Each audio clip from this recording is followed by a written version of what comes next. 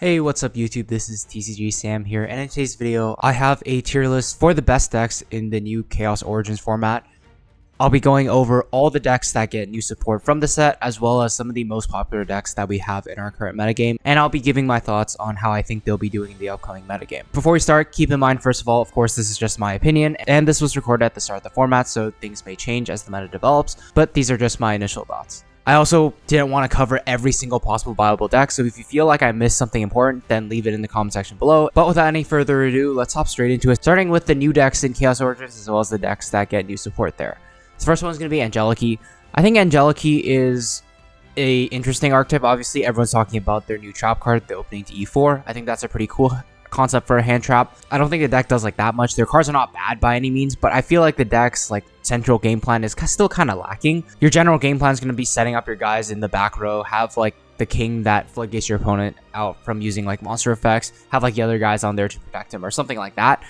I ultimately think that this deck is probably just going to be a rogue deck for now. Next up, we got Clown Crew. Clown Crew did get a new Link monster as well as a new trap card. It was an okay deck beforehand. It's probably in the rogue tier. It's basically one of the best go first decks in the game. You can play like any tribute summon floodgate monster like Vandy's Fiend, Vandy's Ruler, Wicked Avatar, things like that. And yes, this deck can play a ton of hand traps to help going second, but like I said, I don't think the support pushes this deck like past the rogue tiers. Maybe it can do well at regionals, but ultimately I don't think it's going to be doing too well at a premier event like a YCS or NAWCQ. Next up, we got Melfi. Melf did get quite a few new cards in the set. They got a pretty cool quote-unquote hand trap where like if your opponent summons, you can summon it, then like fusion summon into a Melfi. And then if you have like certain other Melfis in your hand, you get the synchro summon. The synchro monster will be able to like bounce cards on the field. So you do have quite the potential for a very strong turn 0 plays, which is not something that every deck has access to, which is kind of nice. Not to mention their individual card quality is also really good. There's literally a Melfi card that says add 4 Melfis from your deck to your hand. Not to mention, because the Melfis are level 2, they do potentially have some synergy as well with like these sprite cards. A pure Melfi deck or like maybe a sprite Melfi variant, I think is probably maybe like bottom of tier 2. I think it's a little better than the rest of the rogue decks. The Melfi interruptions are like target 1, pop 1, like target 1, bounce 1, things like that. And it can be good against certain decks, but a lot of other decks just simply won't care about the interactions that Melfi has. And so at the end of the day, I don't think that Melfi is going to be any better than like a cool tier 2 deck that might pop up here or there at regionals. Now, Blitzstick, on the other hand, I think is something with a little bit more potential than Melfi. Their game plan centers around like popping cards, popping their own cards to get advantage, summoning their guys from hand, popping the opponent's cards even as early as turn 0. There is like a 2-card combo that is like 2 or 3 interactions on the opponent's turn 0, which kind of reminds me of like the Vanquish Soul deck when it first came out, where if you drew Holly Sue plus like Fire Dark, you're able to do so much on your opponent's turn. Blitzstick kind of has that same high roll potential, so I think that's one thing the deck definitely has going for it. It's also a deck I think that plays fairly well into some common non-engine, like something like Fua comes to mind. I think this deck is very good against that card. It is a little weaker to a card like Perulio, which may become more popular, but at the end of the day, like this deck's playstyle I think makes it pretty resilient to a lot of the common hand traps that we have. And of course, the core engine itself is not bad either. I would say that this is probably something I would put like maybe very bottom, potential tier 1, very top of tier 2. Next up, we got Sacred Beast. I think that Sacred Beast is actually pretty underrated. A lot of the cards are very, very strong. The deck has very strong draw power. They're able to bridge into a lot of other engines like Fiendsmith or Unchained because they are Fiend monsters. And this deck kind of just plays like a typical, very powerful going first combo slop deck where it's able to put up almost any end board, really, depending on what supplementary engines that you're playing with. It's also able to take advantage of Thunder Dragon Colossus. I think that Sacred Beast is definitely going to be a fairly strong combo pile deck. I will say it does seem pretty weak to a card like Fua. It does seem pretty weak to a card like Droll. And even though this deck does technically have like a little bit of leeway under that, like the Field Spell does allow them to draw 2 cards, which could let you draw into more non-engine to help survive those non-engine cards like Fua or Droll. But its engine itself, it doesn't really seem to do that much. Like, yes, it can bridge into all those powerful engines like Fiendsmith and Unchained, for example, and it's able to play a ton of non-engine, but it really feels like the engine of the deck itself, especially when going second. And so ultimately, I'd say that Sacred Beast is maybe in a similar boat as Blitzkick. I want to say it's like very bottom of potential tier 1, like maybe top of tier 2. Like, I'll put it top of tier 2 for now. It's a deck that I think can be very scary, and that you should learn what the cards do. But I think this deck does have quite a big glaring weakness against the common non-engine that we have in the format. Next up, we got Invoked. They get new fusion monsters. They have a fusion monster that's literally a floodgate, and that can just simply win certain matchups. The Invoked engine is also pretty efficient. I'll say that Invoke kind of falls in the same boat as like maybe the other decks, the decks we talked so far about in like tier 2 or potential tier 1. These cards are not bad by any means, but I just don't know if these cards are good enough to compete with like some of the best decks that we have in this upcoming format. I'll say that maybe the fact that Invoke does have access to floodgates like Caliga, that they could play the new Invoked Oceanus as a floodgate. The deck's able to search the trap, I think, like Gamma Summon to help them play under cards like Fua and build like a half ward pretty well. I would say that probably gives it a little bit of an edge over the other decks in tier 2, but I wouldn't say it goes any higher than like bottom potential tier 1. Now, S-Force, on the other hand, I think while it did get new support in the set and some of the cards are decent, I truly don't think this deck has what it takes to keep up with the metagame, so I'll probably put it in do not play. I want to at least touch on every single deck that does get new support in this upcoming set. But anyways, in S-Force's case, this deck, I really don't think this deck's game plan is good enough to play at the current level, I don't think this deck's game plan is good enough to compete even at a rogue level. Now, Ritual Light and Darkness is the next deck I want to talk about. I've been hearing a lot of different opinions on it. Some people say this deck's like broken, other people say it's actually not that good and it's probably overhyped.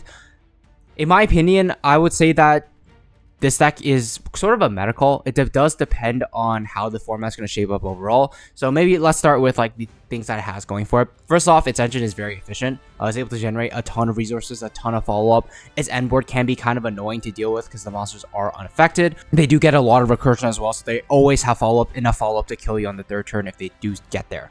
Second of all, this deck is able to play a fairly high count of non-engine, even when you're splashing in other supplementary engine. White Albas, for example, and that complements the deck's game plan of playing like kind of low to the ground pretty well. Finally, I think this deck is also very resilient to common hand traps that we have, especially a card like Fua. This deck doesn't necessarily need to summon from the extra deck at all in order for its game plan to go through, and so the deck should be pretty resilient there. It also is an engine that's very splashable. You could play it with almost any other engine in the game because their cards don't really lock you into anything. You can play cards like Fiendsmith, which can bridge into the engine. You can play the White Albaz, which can bridge into the engine. There are many different ways to play this deck. And eventually, there is going to be a version that is going to be very good and definitely a top threat that we need to think of. Well, those were the upsides of the deck. Now, I would say the biggest downside of this deck, it's sort of low to the ground playstyle. It just may not be enough sometimes. The Ritual Light and Darkness engine itself, like the only interaction it really generates on the opponent's turn is the Blackluster Soldier Banished one. Yes, they get a spell back from the Chaos Magician, and yes, the monsters are kind of annoying to out. But in terms of actually interrupting your opponent with just the Ritual Light and Darkness engine by itself, it doesn't really do enough in my opinion. It kind of relies on that non-engine or that supplementary engine to do a lot of the heavy lifting. Like the Ritual Light and Darkness cards will generate a lot of the resources and follow-up, but in terms of actual interaction, you're not really scared of the deck like interrupting you. You're more scared of their follow-up for the next turn. In cases where like you don't see your supplementary engine or your non-engine isn't very good in the matchup, I think this deck could struggle a little bit.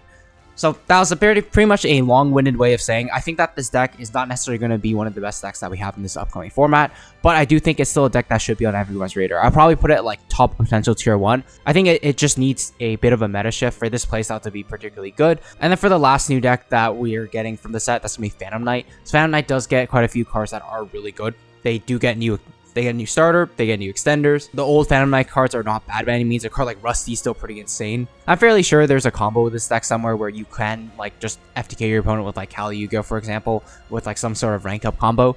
But even outside of that, I do think that the Phantom Knight cards are still fairly good in today's day and age. I will say that this probably falls in a similar category as like the Melfi deck. The cards are good. They has some potential to be a very strong combo deck when going first, but ultimately it just feels like one of those like classic, okay, when I go first, my deck's gonna win. Going second, my engine is not necessarily the best into breaking boards and may struggle unless I see the right non-engine. So it sort of, in my opinion, falls firmly in tier 2. Not bad by any means, but ultimately I don't think it's gonna be a very big shakeup to the metagame. Alright, so next up, we're going to be talking about the decks that aren't necessarily new in Chaos Origins. They may or may not get new support, but first one's going to be Elfnote. Elfnote does importantly get Elfnote June Pride as a new card in Chaos Origins, and it does help the deck out a lot. It gives them a play now with their level 1 tuner and their level 6 monster, where the level 1 tuner is able to increase his level by 4, and then synchro summon into June Pride, and that can help them play around interaction pretty well. I think most people are saying that's like the biggest reason why Elfnote gets a lot better. And in my opinion, I would agree with that. The Elfnote cards weren't bad by any means beforehand. I think they were just lacking a little bit in terms of that resilience. If the deck's able to go first, it also has decent ways around cards like Fua, for example. It can play around common non-engine like the Molcharmies. I would say Elfnote's probably the first deck I want to put in strong tier 1. So I don't necessarily think it's the best deck. It does have upsides going for it, like it is a strong combo deck, and it is able to play a very high count on non-engine. But since we're at the start of the format, I don't really feel comfortable with saying that the one deck is necessarily going to be the best at the moment. And then for the next deck I want to talk about, that's going to be Fairy Tail. Fairy Tale, I don't think gets anything notable from this new set, at least that I can think of. And I think it's also one of those like big combo decks where if it gets to go first, it's probably winning the game. It's able to search floodgates like Secret Village's Spellcasters. So in a board breaker, if the format does pivot to more of a board breaker approach, I think Fairy Tale could be good in that case. Its engine is, I would say, decently resilient to hand traps. I would say it has weaknesses to cards like Fua, Droll, but they're not like completely unbeatable. Ultimately, I would say that this deck is probably something that falls squarely in potential tier 1. I don't think it's going to be one of the best decks by any means, but I definitely think it's a deck that can still compete at the highest level. Its engine is definitely good enough to put up strong end boards. Next, we got Doom Z. I think that Doom Z is also something that's similar to Fairy Tale. It doesn't necessarily get anything notable in the new set. And Doom Z, when going first, does have a searchable floodgate and Doom Z Destruction. I'll say that Doom Z's engine is a little bit better than a deck like Fairy Tale when going second, of course, mainly coming just from the fact that their Pendulum Monster is incredibly hard to deal with. This deck is not without its issues, though. It is able to play through cards like Droll and Fua fairly well, almost always getting to their half board of like Drastia plus like the Trap card, which can be good enough against in some cases. I think this deck is still going to struggle a little bit into those cards because sometimes that simple end board is not going to be good enough against certain decks. It's just not enough interaction. And paired with the fact that the Doom Z deck isn't able to play that much on engine in the first place, if you're not able to get to your deck's full end board because of a card like Fua or Droll, I think your deck does just become a lot worse. That being said, though, I think Doom Z falls very squarely at the top of potential tier 1 in my opinion. It's a deck that I would feel comfortable taking to a big event, but I think that there are still a couple of issues with this deck. Next up, we got KT. I think KT is without a doubt still one of the best decks in the format. I think the biggest thing it has going for it, the hand knowledge means that this deck just inherently has a leg up against every single other deck in the format because they're playing with 100% perfect knowledge. Not to mention, this deck is a deck that plays a ton of non-engine, has a ton of non-engine space. You could put like 20-something hand traps in there. You can mix hand traps and board breakers depending on what the format calls for. And I think that Killer Tune will always just be competitive because of those two reasons alone. Obviously, this deck does have like some issues into certain board breakers, but I think that the two benefits that I listed are just so strong that this deck will continue to be one of the best decks of the format. Will it be the best deck of the format? I don't know. It's probably the quote-unquote safest choice because it just makes it so whatever deck you play against, you feel like you always have a chance because of your high count of non-engine. Next up, we got Malice. I think Malice is something that is maybe like middle of potential tier 1. It's obviously still a very strong combo deck.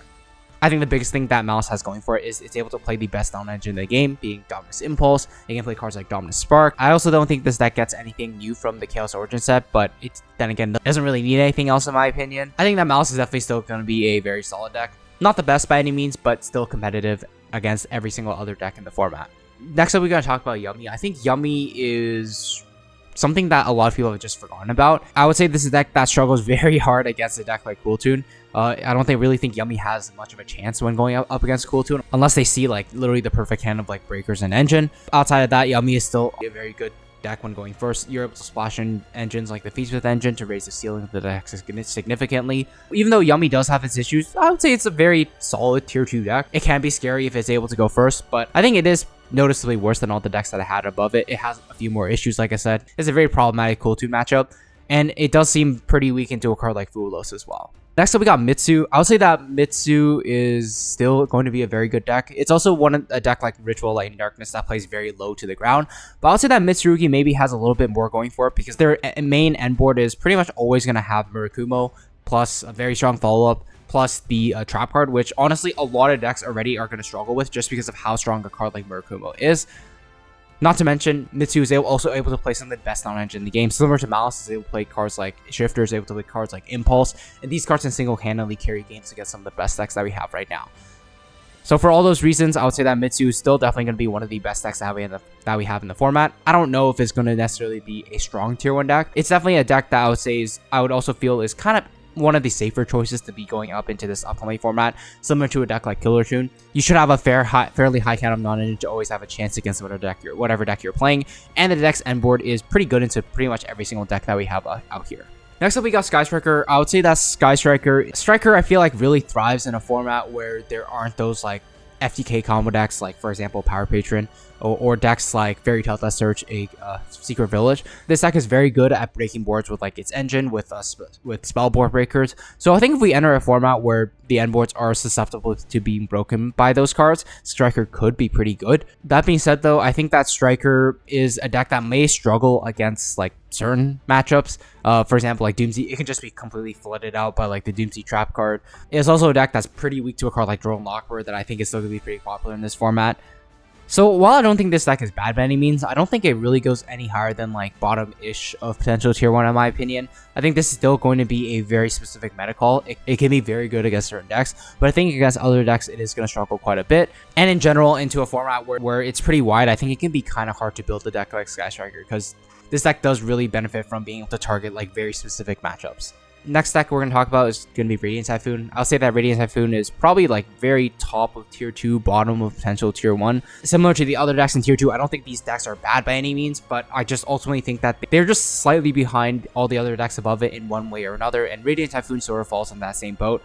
It doesn't feel like it's able to play the highest count of non-engine. Own engine is like fine, but may not be strong enough in certain matchups. So all those reasons combined, I think just means it's a deck that I would feel comfortable taking to maybe like a regionals, but I don't know if I take it to a YCS or higher event.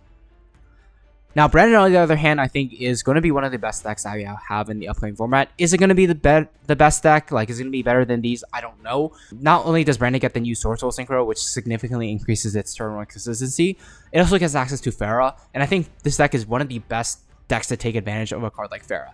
For those of you who don't know what it does, you reveal Pharah and a spell or trap.